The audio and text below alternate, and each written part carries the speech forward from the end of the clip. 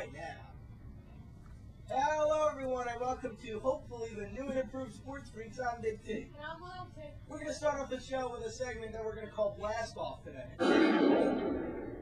We begin today's show with Omar Minaya, the Mets general manager, saying that Jose Reyes, Carlos Delgado, and Carlos Beltran not back after the All-Star game, but back not until August. This is a huge thing for the Mets. They've got to make an acquisition or coming. You're absolutely right.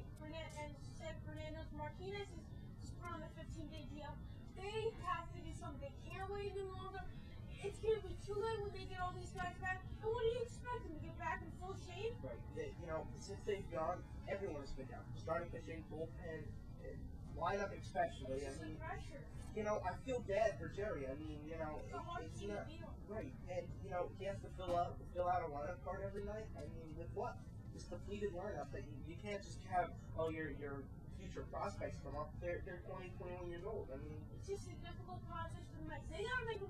I feel sorry for them. But at the same time, they do have a lot of holes to fill. But, I don't know. But they gotta make a move. You have to do that. You gotta make a move that's worthwhile. You know what? Try something. Maybe listen to an offer. See what they want. Yeah, we'll be back to that later in the show. Moving along. How about MLB's first half review? Yeah, we're gonna review that. I thought it was a good MLB first half, all things considered. Yeah, I'm definitely surprised with the Yankees. Look at the beginning, April and May, just an average team. Then they're just 13-2 in the last 15 games. So they've been on fire. Yes, the Yankees, they have that kind of slow start to the season. No one was hitting with A-Rod. But when A-Rod come back, he's that leader in the locker room, veteran, and, the Mets, on the other hand, they had a wonderful start. Remember, they had that 8 or 9 game winning streak going. But, injuries kill teams. Obviously, this isn't. Now, personally, I'm going to say, do we look forward to the next season now? Or is that too early to call? I'm going to say it's early. I know it's starting to get to the point when are they going to win? And I get that. You still got, it's July 10th right now. You still got 2 more months left. Alright, but, it's getting there. I'm not going to lie. Okay. Mid-August, though, you got to consider this is still their season. They have to make a deal by the training deal. That's it. Right, but who do you think the big sleeper so far is in Major League Baseball? Big sleeper. I want to hear more. You know what? Honestly, I think the most surprising team to me is the Detroit Tigers. Listen, look at their past seasons. They have been absolutely atrocious. They've been coming in 4th, 3rd every year this. 06, they were in the World Series. Okay, look at 07 and 08. I don't care. In 06. This is a big surprising team to me. Especially with Magdalene Ordonez not hitting, and they're still winning games. Unbelievable. This is just unbelievable to me. But my big sleeper, I don't know. There's been a lot of sleepers. The Rays. The Rays have heated up lately. I've got to say, Cubs. They're always good in August. I won't go. Not making the playoffs this season, mark my words. Okay. Moving on to NFL news, and quite unfortunate news at that. Former NFL quarterback Steve McNair has died. He has been shot in downtown Nashville last Sunday. This is just so upsetting. It was last Saturday. I feel so bad for the family. I hope the Titans can move on, and his family, best of luck with that. Yeah, yesterday was the memorial service at the Titan Stadium, and I was shocked. He was a good player. They came out with news that it was actually his ex-girlfriend murdered him, and then she shot herself, and this is just... It's shocking and sad.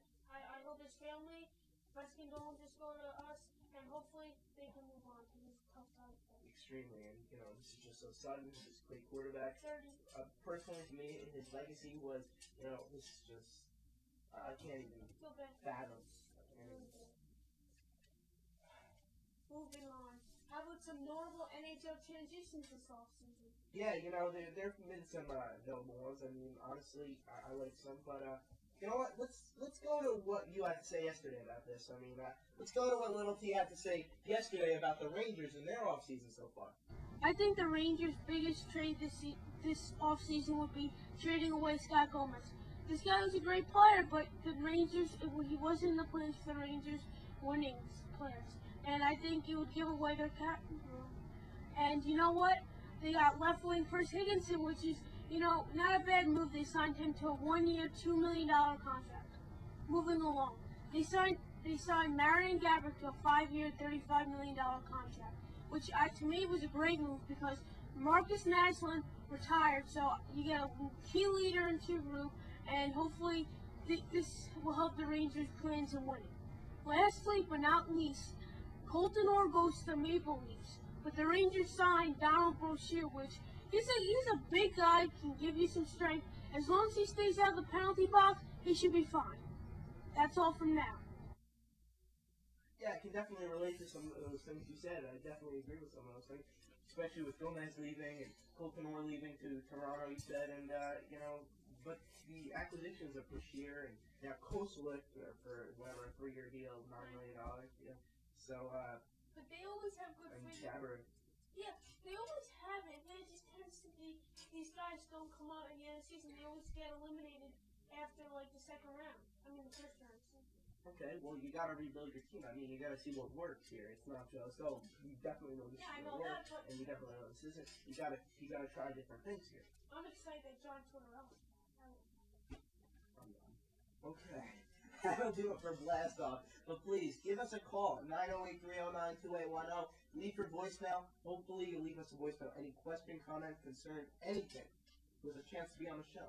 And please leave us an email at SportsFreaks2@AOL.com. We'll be right back. Yay or nay time. Welcome back. Yay or nay starts right now.